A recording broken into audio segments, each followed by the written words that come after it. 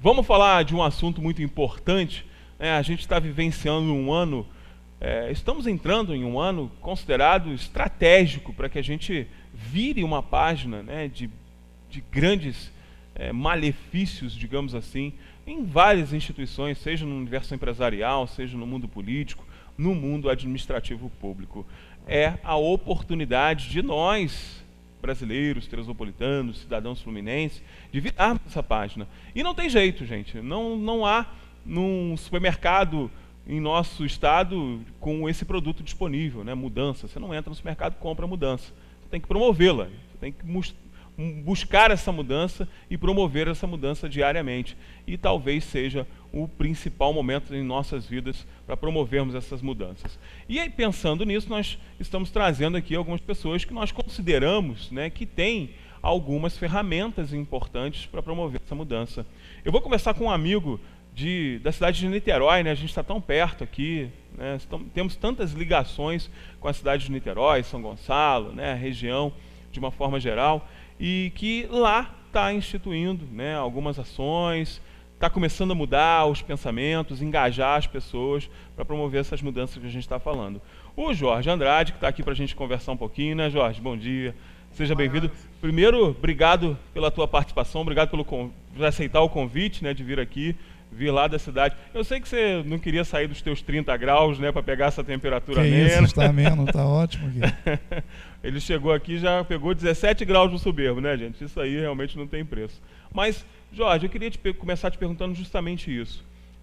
A gente tem um ano muito importante, um ano de eleição, né, um ano de profundas mudanças na nossa sociedade.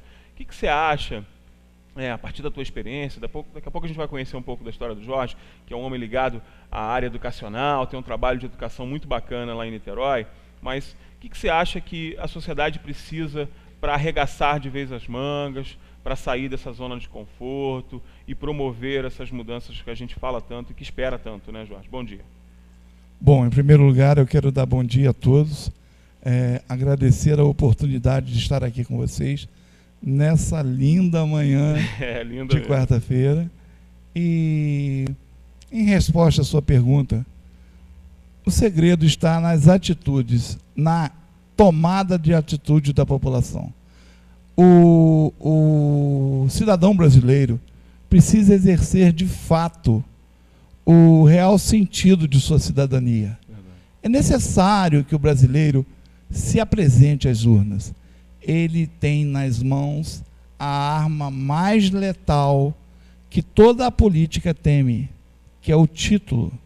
Através do seu título, ele pode mudar o Brasil. Ele pode fazer um Brasil diferente para os seus filhos, para os seus netos e futuras gerações. Eu acredito que está sendo disseminado o não votar. Não votar não é solução para nada. Quando você não vota, você ratifica o existente. E o que existe hoje é deplorável. É claro que nós somos a mudança. É o nosso voto que promove a mudança. E o brasileiro precisa, pelo menos agora que está tão mais esclarecido a respeito de tantas falcatruas, de tantas ações que ele presencia diariamente, tanto prende, solta, prende, solta, prende, solta, ele precisa compreender que a mudança está nele. Ele é o milagre, é o título dele que vai operar o milagre. E não tem outro caminho, né, gente? Na verdade, eu sempre digo aqui também, o eleitor brasileiro, ele entende o momento do voto de forma equivocada. Na verdade, a tecla fim, né, no voto, ela não quer dizer o fim, na verdade é o começo. Você vota, você acompanha, você fiscaliza, você participa, né, que é o principal também. Acho que muitos desses candidatos que se transformaram em eleitos e exercem cargos públicos e estão fazendo essa pataquada que a gente está vendo aí hoje, talvez tenha tido tanta liberdade na atuação que tenha descambado realmente para desordem, tenha descambado para esquemas de corrupção e tudo mais que a gente está vendo aqui. Tem que trabalhar intensamente, conjuntamente. E tem que estar junto também, né, Jorge? Não adianta o cara eleger o candidato e achar que depois, toma contigo, a solução é tua agora. Não, né? Tem que... Com certeza, o eleitor precisa distinguir o que é uma eleição promovida pela mídia, promovida pelos processos midiáticos. Sim. Ele precisa distinguir. Ele tem que ter em mente que é o futuro dele que está em jogo.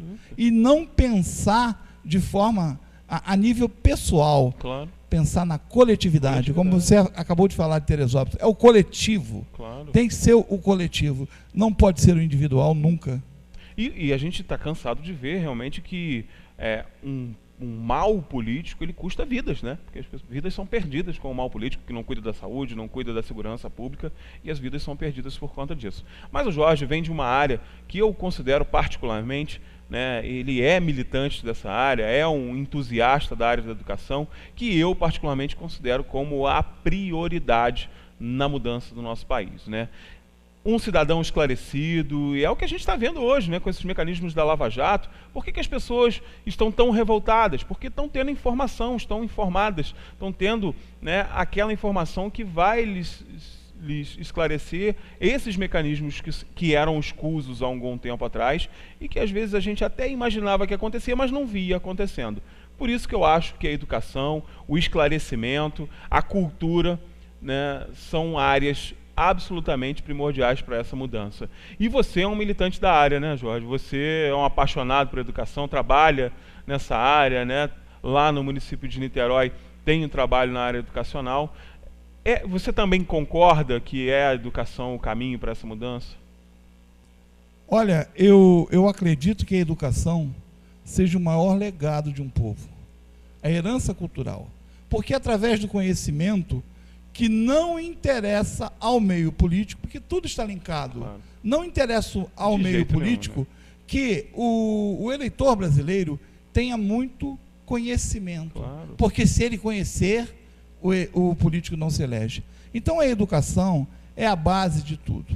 A educação, a formação, o preparo, principalmente dos jovens, as futuras gerações que irão nos comandar, que irão direcionar o nosso futuro, eles precisam ser preparados agora. A educação, quando um povo tem uma boa educação, não lhes falta saúde, não lhes falta emprego, não é necessário mendigar trabalho. Verdade. Porque hoje em dia o brasileiro mendiga trabalho e passou a mendigar salário. Ou seja, além de trabalhar, precisa implorar para receber. Num país esclarecido, num país bem formado, fundamentado na educação, isso não acontece, porque o próprio preparo, o próprio conhecimento da formação individual ou da formação de uma sociedade, lhes faculta a colocar e não colocar no poder determinado elemento. O despreparo é que coloca o elemento pernicioso dentro da política. Sem dúvida nenhuma, concordo absolutamente contigo, Jorge. E tenho visto que, inclusive, muitos dos malefícios causados pela classe política para com a população são frutos dessa falta de esclarecimento. Uma população esclarecida não vota em ficha suja, né? E por falar em ficha suja, né, tem que falar disso com o Jorge, claro, né? Porque é uma das maiores preocupações hoje, né? Talvez tenha sido uma das maiores contribuições dessa mini-reforma eleitoral, tenha sido realmente a questão da implantação da exigência da ficha limpa para ser candidato, para gozar de cargos públicos, né? Isso talvez tenha sido um dos poucos pontos positivos na nossa vida política nos últimos anos. É fundamental ter ficha limpa para poder estar na política hoje, Jorge? Eu acredito que todo eleitor deveria pesquisar muito, mas dedicar pelo menos 1 ou 2 horas antes de ir às urnas para pesquisar. Fazer o famoso teste no Google, né? Exatamente. Vai lá no Google, vai lá no professor Google e pesquise sobre a vida. Veja bem, se tiver parente político, irmão, avô, tio, herança política, já é um mau sinal. Não eleja. Precisamos varrer o lixo do Congresso. verdade. Precisamos limpar o Congresso.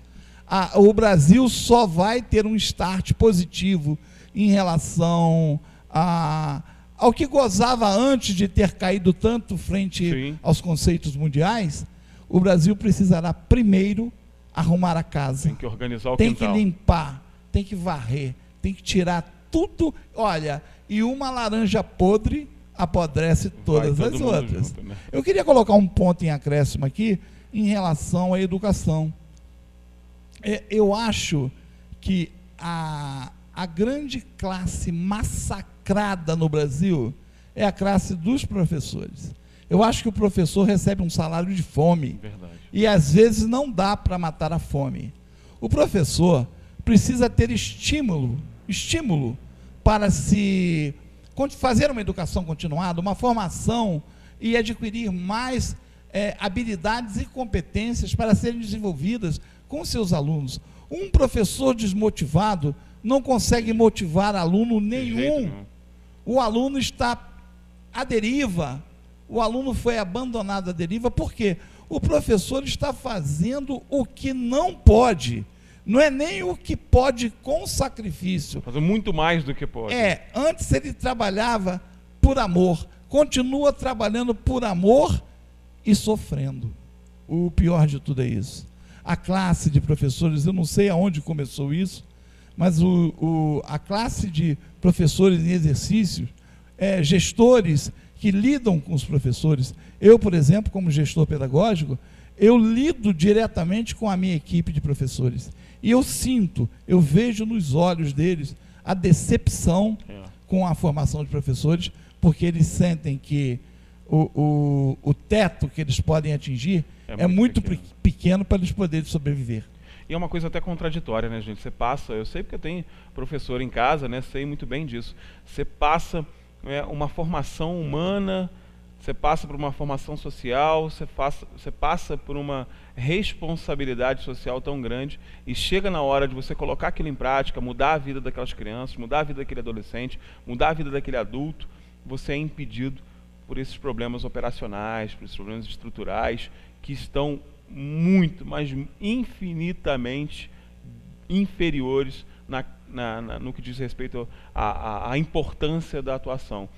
Na verdade, gente, o gestor público, sobretudo, o gestor na área da educação, ele tinha que estar ali só para não atrapalhar mesmo o educador. Era para dar condição para o professor fazer a sua parte, porque se der condições, gente, olha, sem as condições devidas, com tudo isso que o Jorge falou, com toda essa dificuldade, eles já fazem a diferença. Você imagina, né, Jorge, se a gente tivesse boas condições, a nossa sociedade estaria muito melhor, não tenha dúvida nenhuma. Com toda certeza, a educação precisa deixar de ser política, ela precisa deixar de pertencer à esfera política.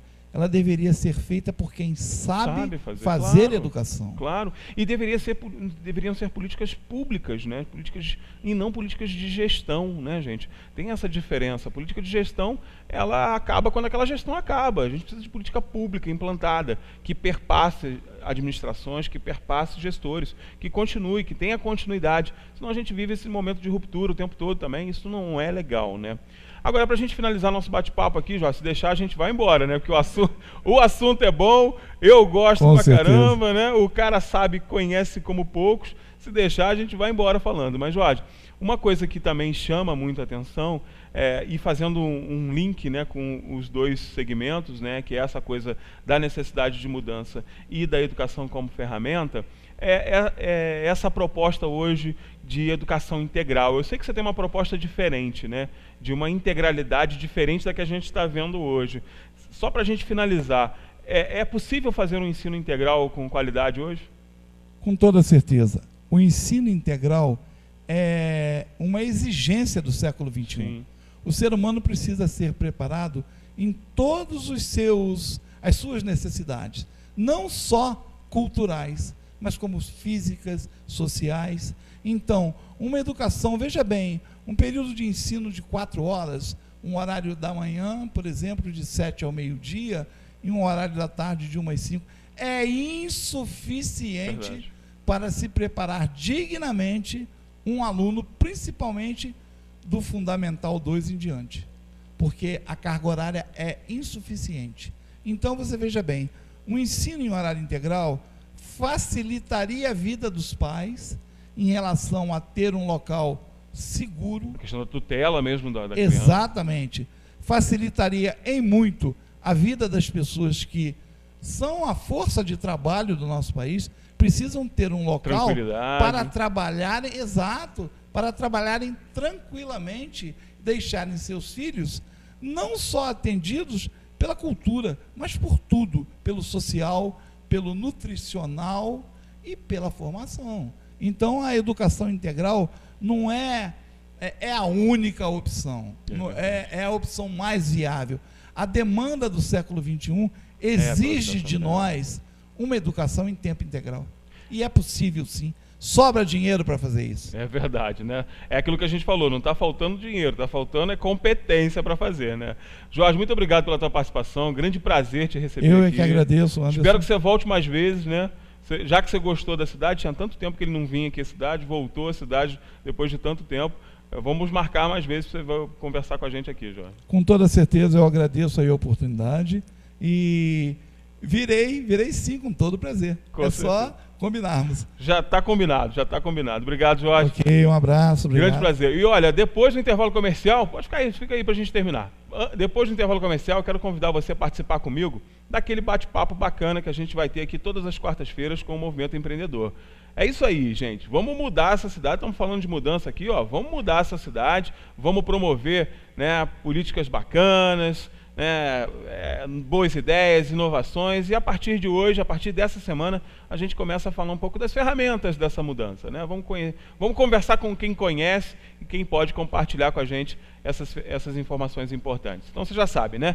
Não sai daí, porque o intervalo comercial é rapidinho. Daqui a pouco a gente está de volta.